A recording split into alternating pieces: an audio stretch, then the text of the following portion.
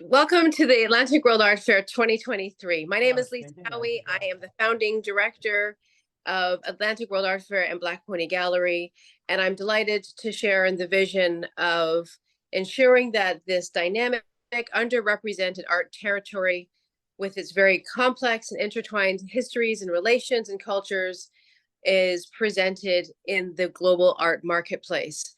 The Atlantic World Art Fair is focused specifically on Caribbean, Mid-Atlantic artists and galleries and art projects. And we bring this platform and this idea to Artsy and their connected global reach of 5 million people. And we're delighted to do that because we know that the truth is it's very hard to get to all of us, all of our islands, and to meet all of our people. So being online and being the third year online is helping us to continue to dig into and craft this marketplace and to get shed a light on the talents that we are working with. We are a group of galleries and art projects dedicated to elevating the discourse on contemporary art that's produced in this region and its diasporas. And this development of a marketplace is vital to what we're trying to achieve. For those of you who haven't followed us yet on Artsy, please do so. It's free. It just costs you an email address. And this year, different from previous years, all of our events will be pre-recorded. And so if you miss something, it'll be just there online. And so please be sure to follow us on Instagram at Atlantic World Art Fair. And to follow our progress of previous years, just please check out our website, atlanticworldartfair.com. I first want to give thanks to the gallery partners without whom I can't produce this project. I want to start with Olympia Gallery and Susie Wong Presents, both of them based in Jamaica, and ReadyTex Art Gallery in Suriname. Those three galleries have been working with us for the last 3 years, and I'm delighted to have them return to this project.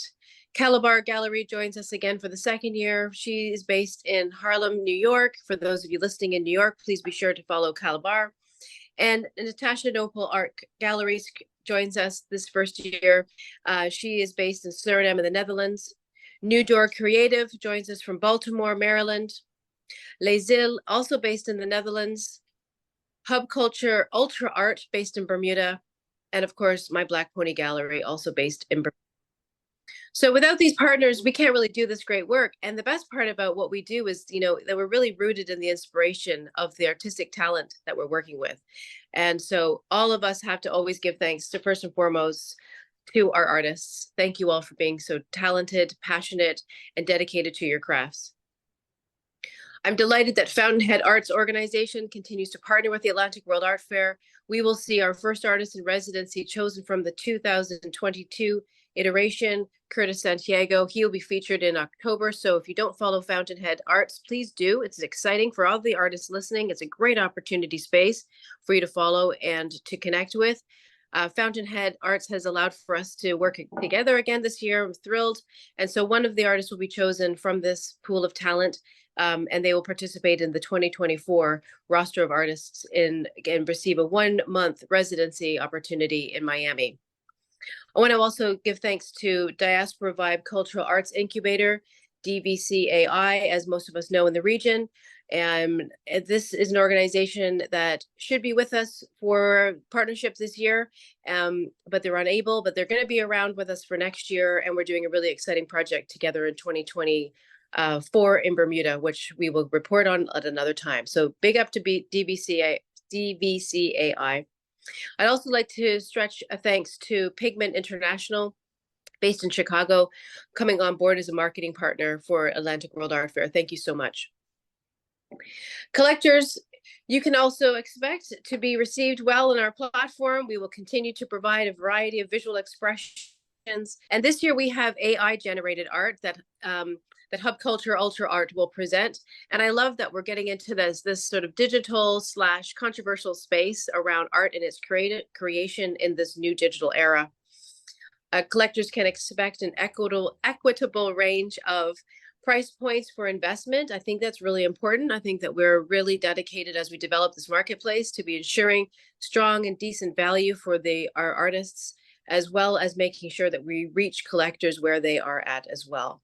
So collectors, please be sure to know that all of the details, all of the information you're looking for, it's all within the catalog on Artsy. And when you are making your request, you're working directly with each gallery. Yeah, I hope that you have a fabulous experience. We'd love to hear about the experience, so please stay in touch.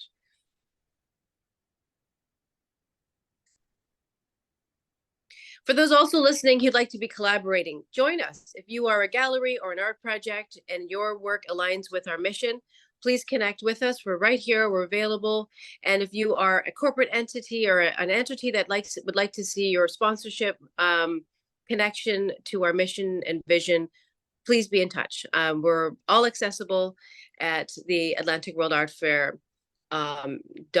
Check us out. Thank you so much. We'll now turn to the Curator's Choice discussion. This is an exciting part of our program where we engage talented curators who are aware of and working closely and richly with artistic content in our region. And we invite these curators to come and provide an objective, critical commentary on what they are observing in the fair catalog thus far. It's an opportunity for us to engage them, for us to reach a measure of perspective, and we hope to be able to provide viewers, particularly collectors, with a sense of understanding who these artists are and where it perhaps fits within the narrative of the development of the contemporary art movement in the Caribbean Mid-Atlantic. I'm delighted to have Marina Reyes Franco with us and Direlia Lazo, both of whom were highly recommended by our previous, one of the previous curators we worked with, Maria Elena Ortiz, formerly of the Paris Art Museum. One of the things I really love about this project actually is developing relationships with the people who are featured in our program and who work with us. And it's an exciting time for us to network and to collaborate, to establish new threads and new opportunities through the project of the Atlantic World Art Fair. So ladies, thank you both so much in advance for your time. We can go to the next slide. I'd like to just do a quick run through of Marina Reyes Franco's very busy bio. Please know that this is only just a snapshot of what she's accomplished and accomplishing. She is the curator at the Museo de Arte Contemporáneo de Puerto Rico, also known as MAC. Some of her recent projects include Tropical is Political, Caribbean Art under the Visitor Economy Regime at America's Society and MAC, El Momento del Yagrumo at MAC, de Liza a la Liza, I may not have pronounced that properly, a MAC and El Barrio Public Art Commission by Daniel Lind Ramos, Resisting Paradise at Publica San Juan and Fonderie Darling in Montreal, Watch Your Step, Mind Your Head at the IFA Gallery Berlin, the second Grand Tropical Biennial in Loaiza, Puerto Rico, C32 Sucursal at Malba in Buenos Aires. As a curator and researcher, she is focused on the work of Esteban Valdez, artistic and literary manifestations on the frontier of political action, and the impact of tourism in cultural production in the Caribbean. A forthcoming exhibition, Puerto Rico Negra, co-curated with Maria Elena Ortiz, focuses on artistic production by Afro-Puerto Rican artists in the archipelago and the diaspora from the 1990s to the present. Delighted to have you, Marina, delighted to have you shed light on what we are accomplishing in this year's iteration. Thank you so much. Thank you. Direlia Lazo, our young gun. I love seeing your birth date of 1984. It makes me feel quite old. Coming out of Havana, she's a curator that's based in Miami. Recently, she was appointed as the artistic director of Zona Marco. She previously served as director of exhibitions for Aina Art in Miami and Buenos Aires from 2016 to 21. She's curated projects for institutions such as the La Habana Biennial, La Taera, and Times Museum Guangzhou, and has collaborated in projects by different artists like Cátedra Arte de Conducta, founded and directed by artist Tania Bruguera. And she's also the founder of independent art initiatives such as Havana Art Weekend and Together.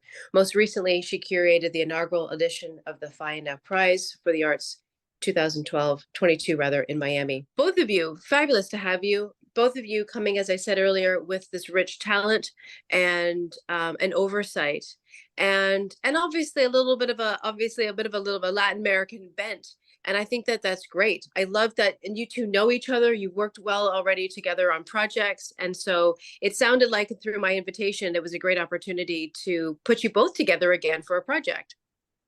Yeah, it's It a great was. opportunity to reconnect, and it's great that it was through Maria Elena's, who I'm also working with right now. So it's very serendipitous. Fabulous. Well, I'm going to pass it over to you. We're excited to see who it is that you'd like to speak about, and I'm really looking to learn from you. And yeah, so don't mind me. I'll be on the side, as they say, and then we can have an open conversation at the end. Thank you. Well, actually, I will start briefly to congratulate you, Lisa, for creating this remarkable platform dedicated to Caribbean art. I think it's great to have a platform for art of the Caribbean. And this is an exciting moment for Caribbean art. It's being, showcasing in multiple institutions. And it's great also to be reviewing all these works with Yes, Marina, whom I definitely. believe is an expert It's definitely in a great the opportunity area. for us to like broaden the diversity of artists that we know. And I mean, there certainly were many surprises, and like people that we either people that we recognize or that kind of spoke to us because we are interested in their line of work. So Mm. it's yeah, I mean, the fair is great for people who want to buy, but it's also great for arts professionals who want to explore more. Yeah, it's amazing. I will start sharing a little bit about how we selected these pieces. We got a full list of artworks. We both look at the list individually, and we came across to a pre-selection of 17 works. And after that, we sat together and we went over our choices, and we agreed to 10 works that stood out to us as the most interesting. I should mention that in our final selection, there are some clear themes. We saw explorations of the human body, the power of memory, the way images are represented. There are strong connections between the human body and nature. Identity is another theme that stood out. There are many pieces that talk about how identities can be changed, and they are actually formed because of cultural, political, and social situations. And also for me, like referring to the last two pieces, we will see how the environment is also being treated. There is, sometimes people see the Caribbean and this idyllic paradise, but nature in the Caribbean is wild and intense with the storms, hurricanes. And we both like it that we choose works that show a different side of nature and our relationship with it. Um, so we will start, yes, with John Reno Jackson. He's a young artist from the Cayman Islands. I believe he's the youngest artist in our selection.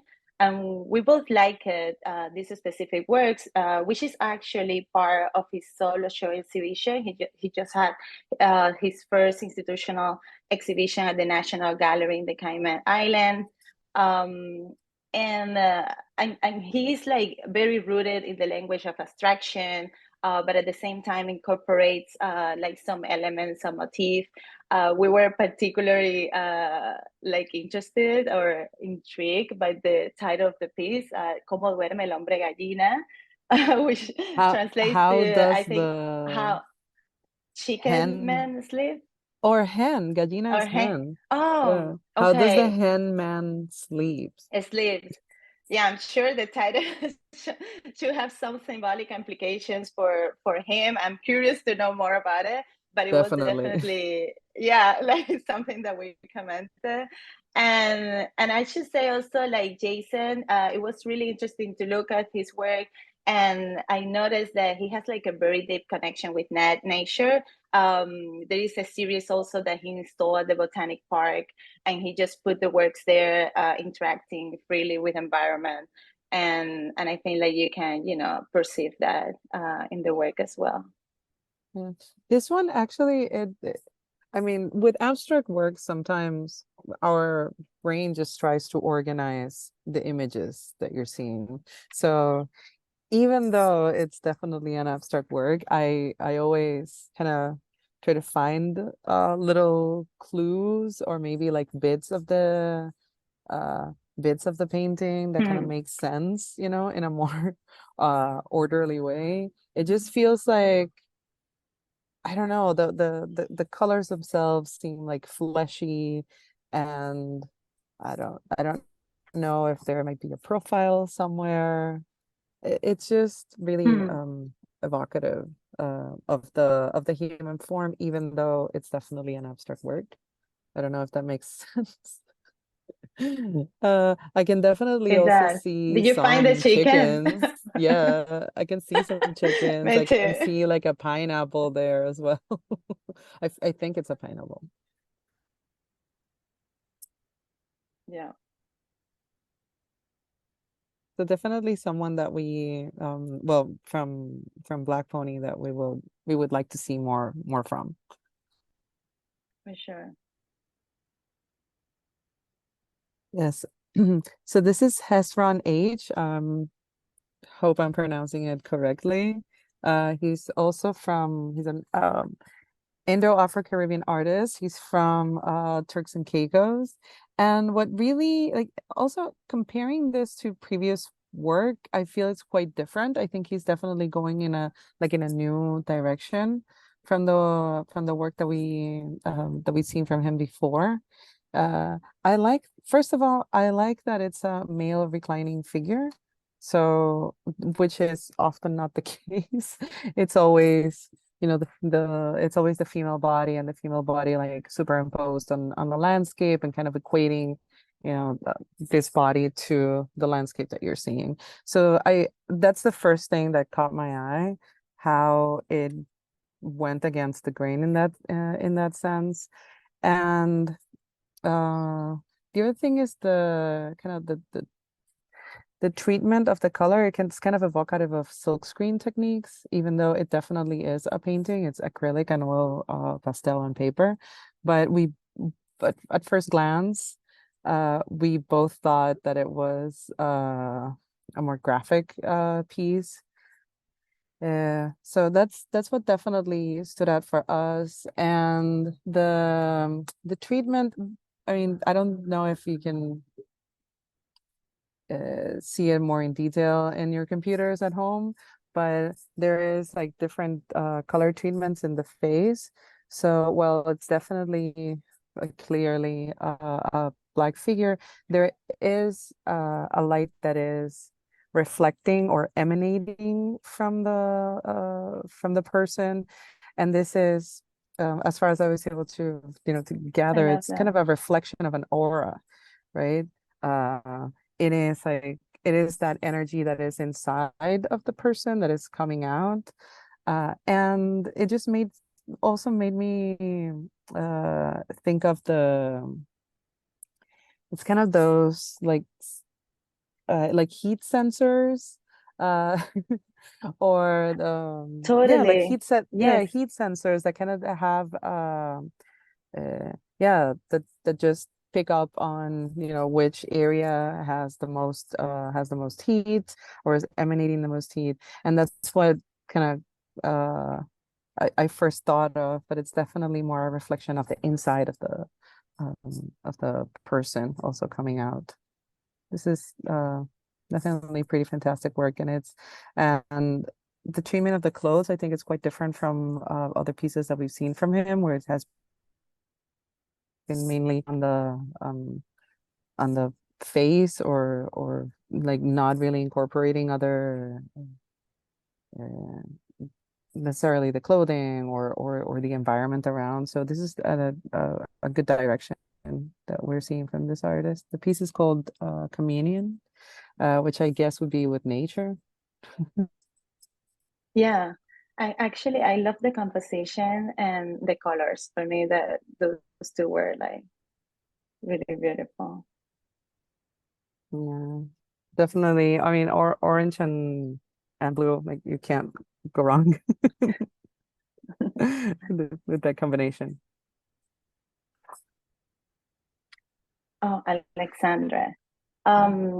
Interesting. I was actually slightly familiar with Alexander's work because of installation. Like he did this participatory installation at the Congo Biennial.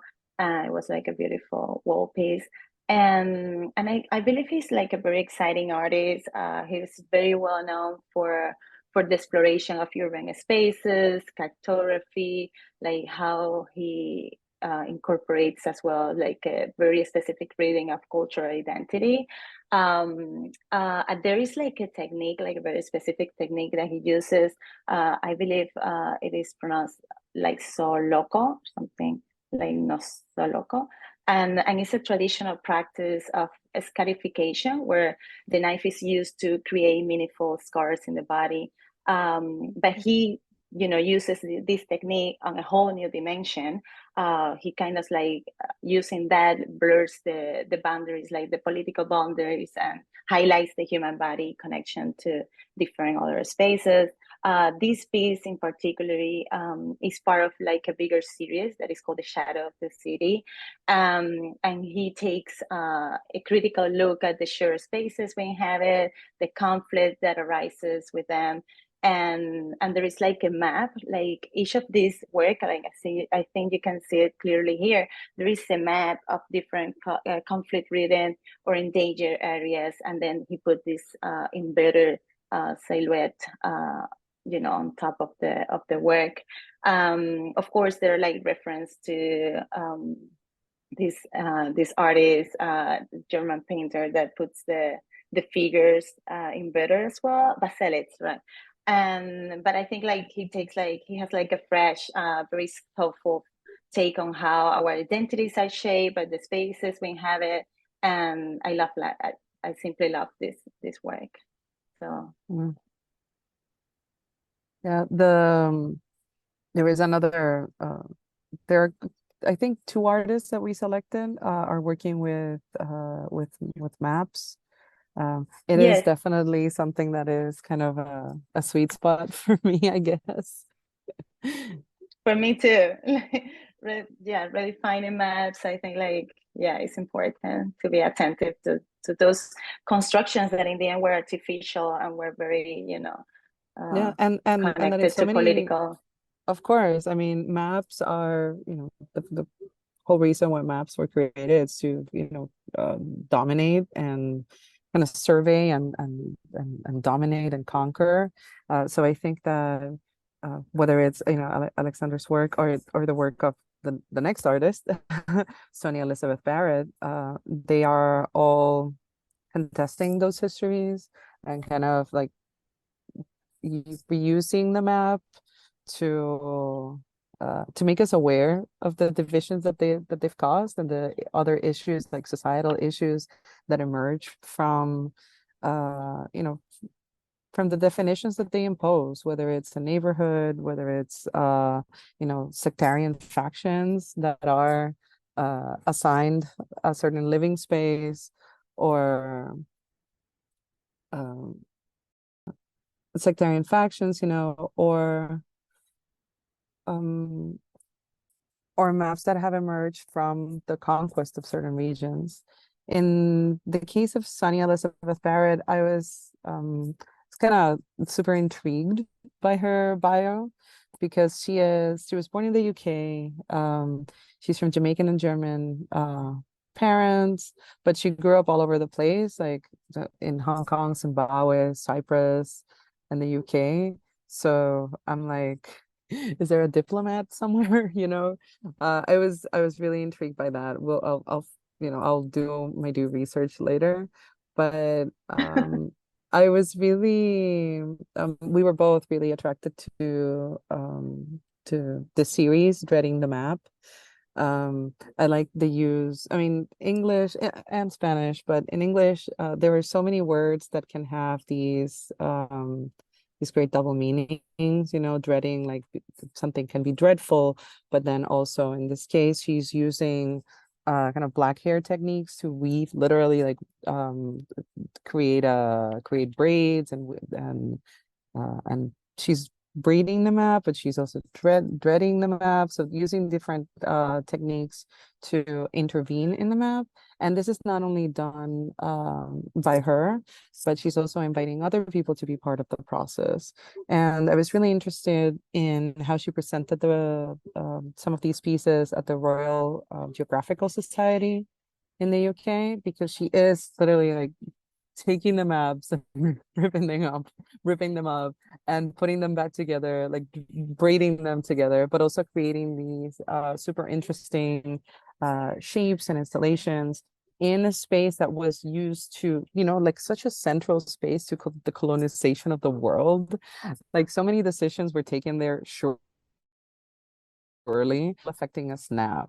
And in the case of this piece that we're showcasing, that we picked, it's called Dreading the Map, number 16.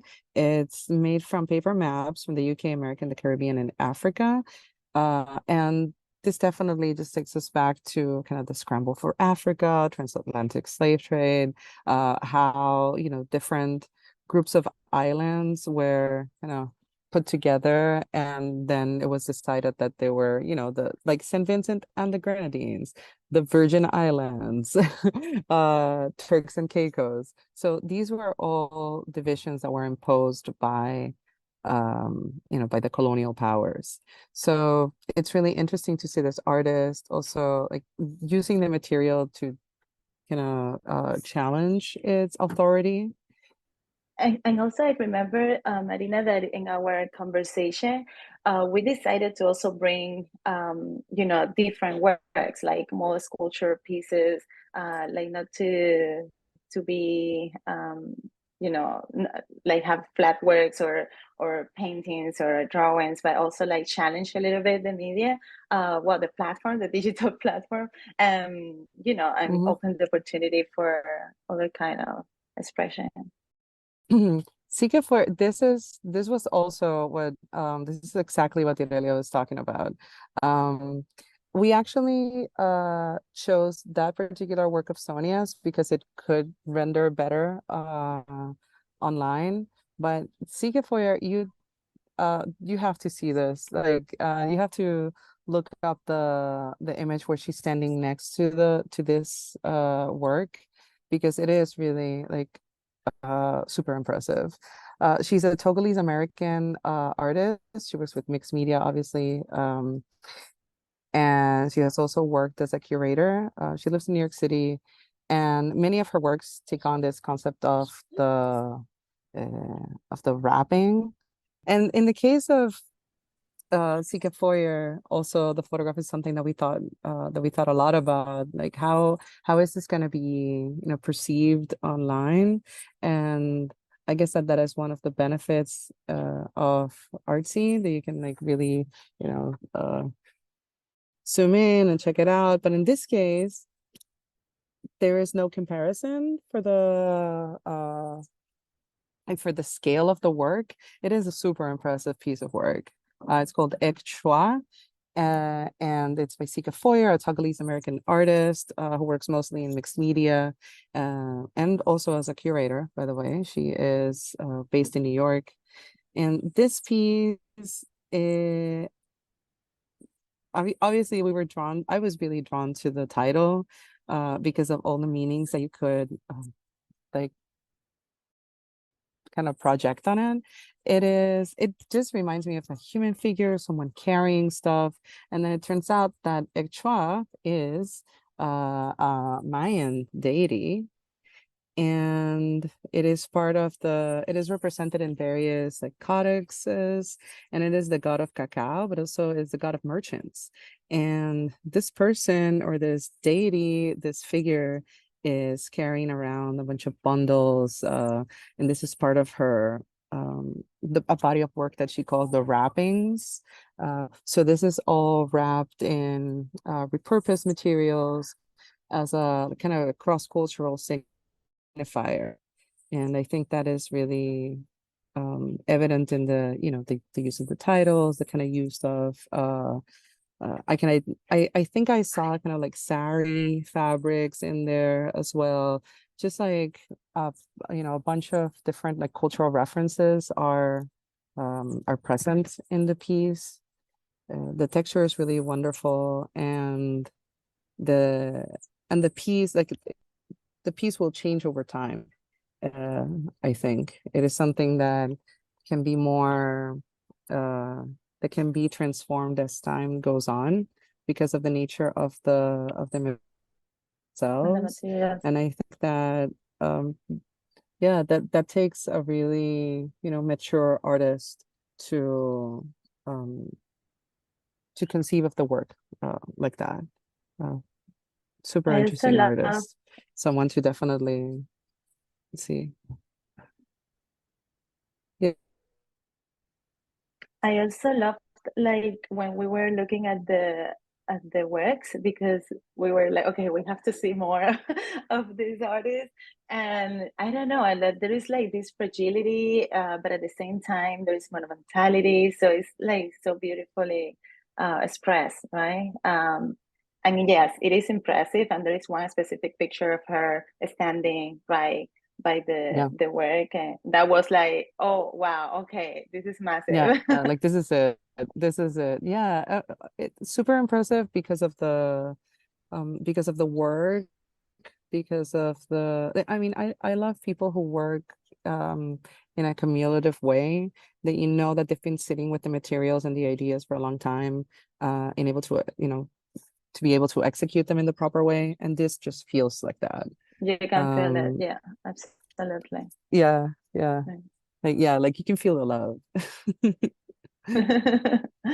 I love that. Okay. Oh, Who else? Reluca. Nice. Yeah, well, Reluca Maharaj, I don't know if I'm pronouncing well her name, but we were fascinated by her work. She's an Indo-Caribbean artist, and she explores how history and memory informs identity. She uses photography, painting, installations, and archival research as well. We are looking actually at a signature work of Luca. She's particularly influenced by the Indian indentureship in Trinidad and Tobago, which is part actually of her own family history. And she makes like very strong comments and references to this historical event, where when people from India were being sent everywhere to work on indentured laborers as a kind of replacement for slave labor. And when actually her grandparents were among those people, and they end up in Trinidad and Tobago to work on the sugar plantations.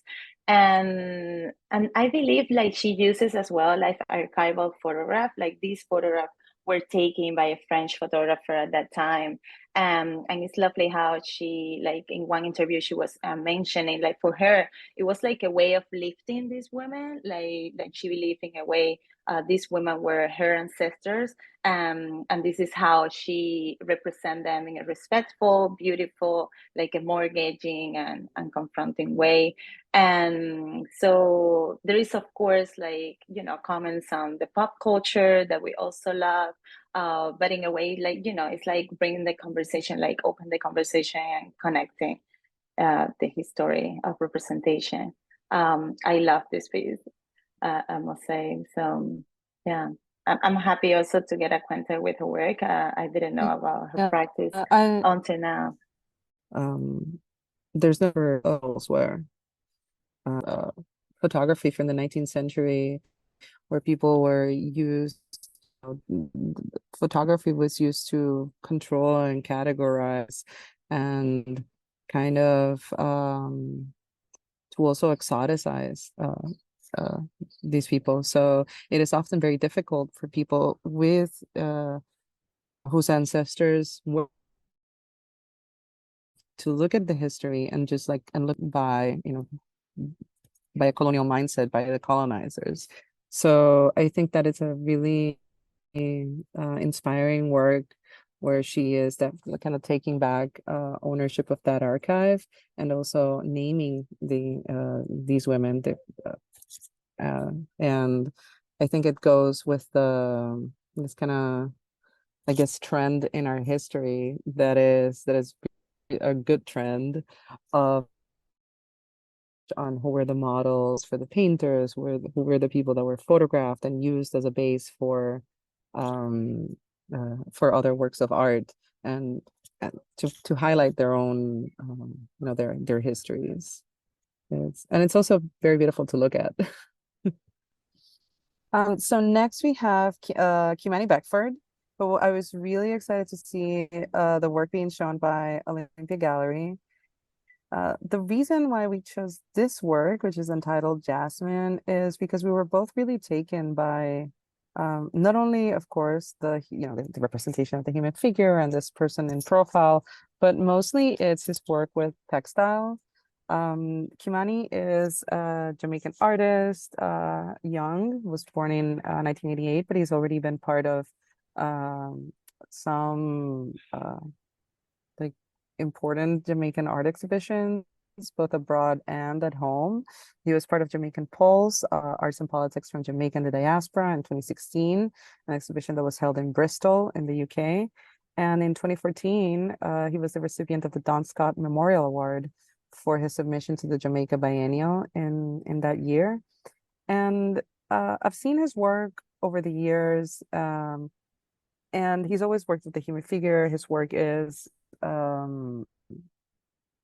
mostly like portraiture, and his work is really dialoguing with the kind of the Western traditions of painting. And this work in particular really reminded me of kind of Renaissance portraiture, this kind of figures in profile, kind of Florentine hats and stuff like that.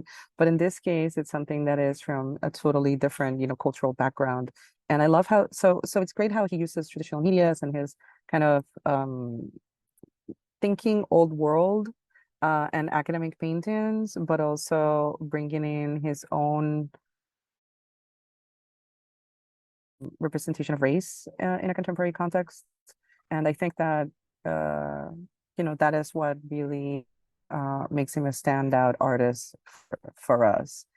And that shit is, just amazing. That was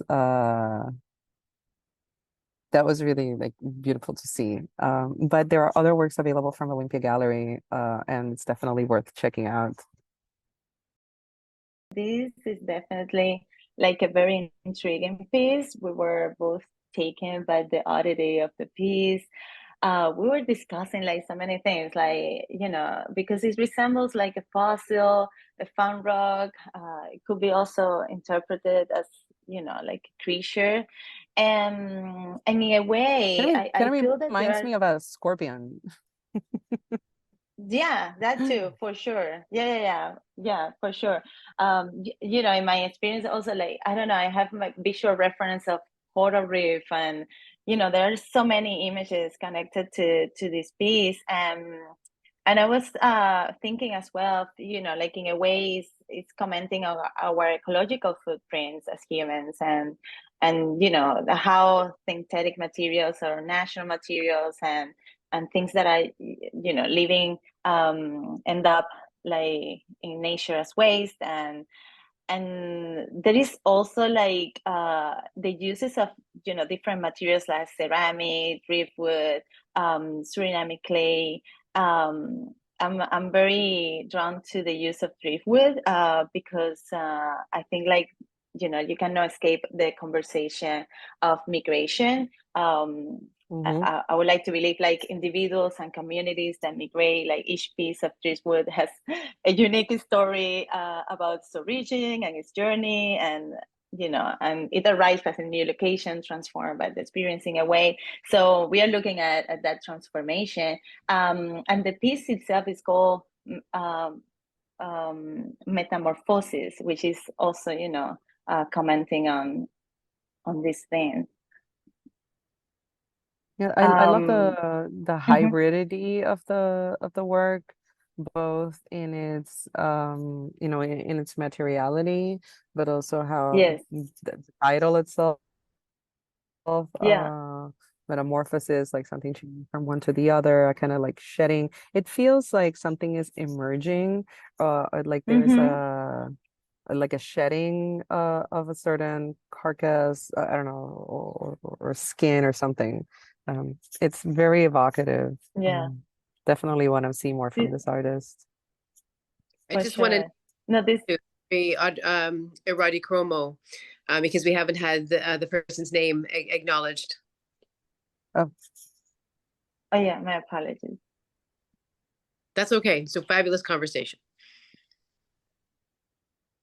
it's also great to have Suriname represented. Yeah. And yeah, and I've worked recently with artists who are using local clay.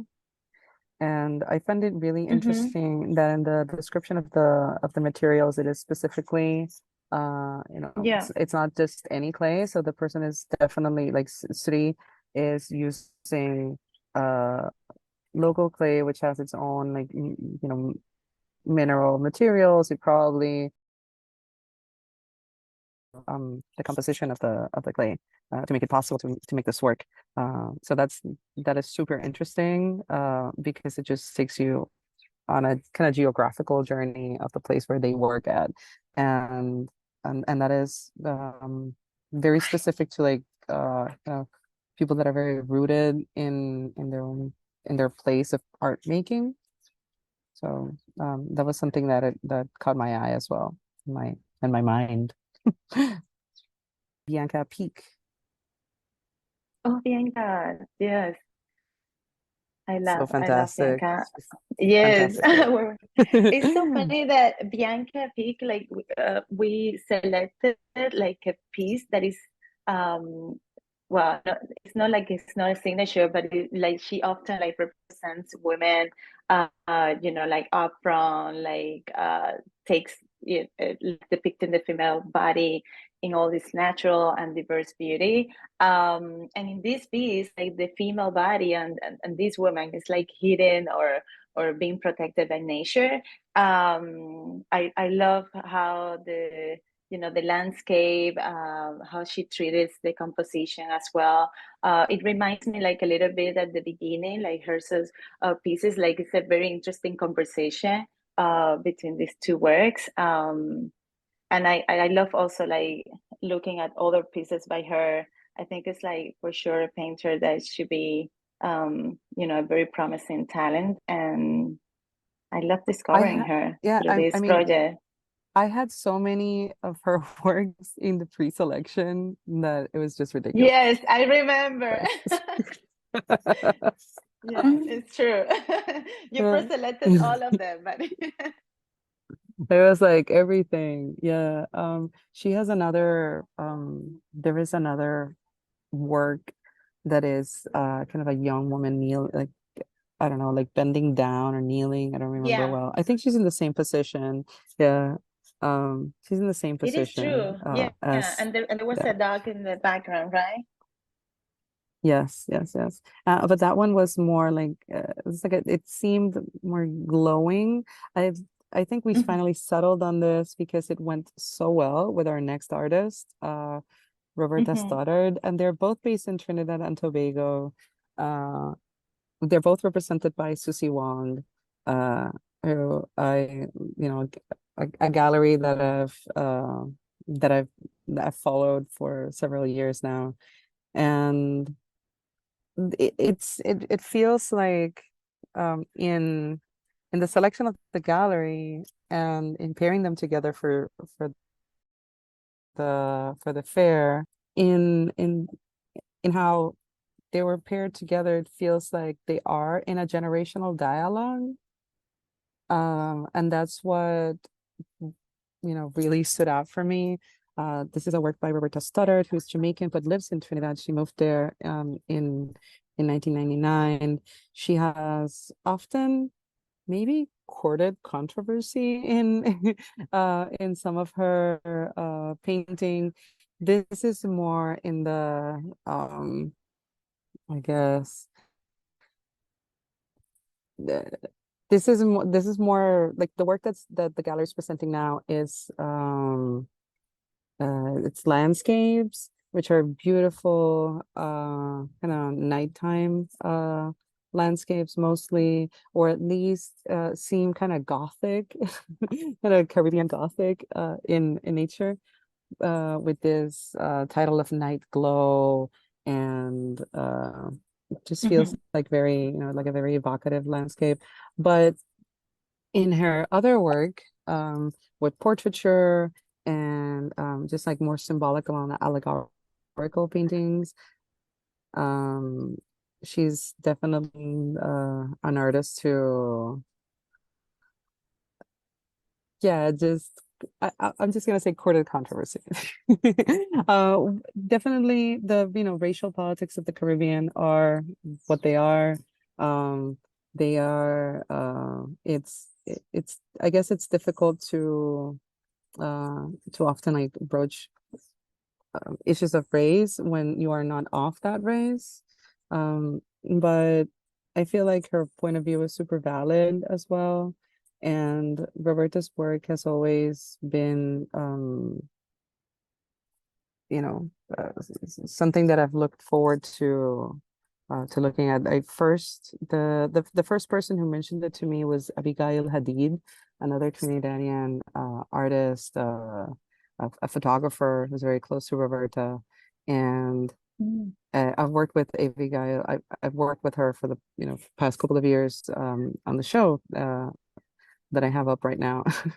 And she mentioned this work. Well, the comment on the emotional quality of the artwork, I agree with you. Yeah, I love that. Like we were like in our conversation discussing that, and for me this piece is so emotional. Like it brings me like so many memories, and I like that representation of the landscape that is not like shiny and sunny, and I feel like it's important to also be reminded by those moments when we can find ourselves. Thank you for reminding me of that. Exactly. Like it reminds me of the kind of landscape that only someone from a place can, like, has the ability to see, appreciate, capture. Like it's not, it just requires like deep seeing or something. Like it's something that you cannot just do it all quickly at once from one snapshot. This is not something that you can copy. It's a landscape that you feel, if that makes some sense. It makes and it's not a total repetitive it's not a repetitive kind of cliched, palm trees and a coast. It's not that no. at all. And and that's what I'm very interested in how the tropicality and the Caribbean are represented. So for me to look at a landscape with that critical eye and come off as surprised and as pleased, and with such a smile, that just means that it's really, really, really fantastic work. And I hope that other people see that in her work as the of Susie Wong presents participation in the fair. She has other works. I think it's like Surf and Turf, which was also just a beautiful, beautiful work. I love the kind of the veiled, kind of transparent quality of her painting, and which is really amazing that it's done with oil on hardboard. So props to a fantastic artist, Roberta Stoddard. Ladies, it's we're likely a little bit past our 30-minute commentary. However, I think you've provided a really engaging and in-depth discussion about each of the artists. And I was just writing down some notes, of course, and Caribbean Gothic jumped out to me as a theme for a potential exhibition inspired. Right. That piece in particular. I love it. Yeah, just to say like that I had a very, very powerful and very emotional experience with the piece. And I love what you pulled that out of this, and that's like it's almost completely antithetical to how we understand the Caribbean Mid-Atlantic region. And yet at the same time, as an islander, and I know this space. I know that night feeling Mhm. that so Yeah. powerful. Anyone who's ever been in the mangroves at night is a whole other world that takes on. It's quite fascinating. Also wanted to just talk just, you've pulled 10 very different artists. We've got 6 galleries that have been highlighted, without any disrespect to the other participants. I just want to always make mention of that the curator's choice, you're coming in and you're viewing it with very fresh eyes and giving us a chance to, I hope, go back from this conversation and as you said, and encouraged to research and to dive deeper into what's on in presentation, as well as what's also beyond what's in presentation. The galleries are Yes. only up to a maximum of 30 objects, and so there's a certain limitation on behalf of what they're trying to achieve for each artist. And so, yeah, it really is incumbent on all of us, whether we are curators, we are collectors, whether we're just simply interested on the side, or we're inspired to perhaps really, perhaps even follow their method. Yeah, we need to kind of make sure that we don't just surface the conversation about these talents, that we do dive into them a bit deeper. So yeah, I do want to pat on the back everybody who has been mentioned, and to encourage them on their journeys, and that this conversation overall will encourage all of the artists who are watching and participating in this fair, and for those who are on the outside looking to come in, and hopefully will be joining with us soon. You know what I mean? That it's a bigger kind of meta conversation.